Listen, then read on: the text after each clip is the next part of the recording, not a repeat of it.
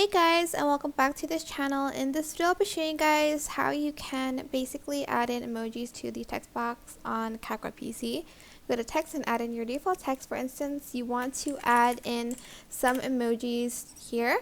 You can open up like your keyboard on like Windows or anything and just select this button and select the emoji that you want to use, like so. Or you can go to a website. This is called the Get Emoji website, and you can simply just copy and paste it from that website. And you can like even animate the text here. I'll show you. Right click, create compound clip, and then actually I want to change the font on that. Right click, create compound clip. Go to animation, and I like to add in this combo animation one. And that is basically it. I hope this tutorial was helpful for you guys. Don't forget to like, comment, share, and also subscribe to this channel if you haven't done that already. If you have any questions, just leave it in the comment section down below, and I'll try my best to answer them all for you guys.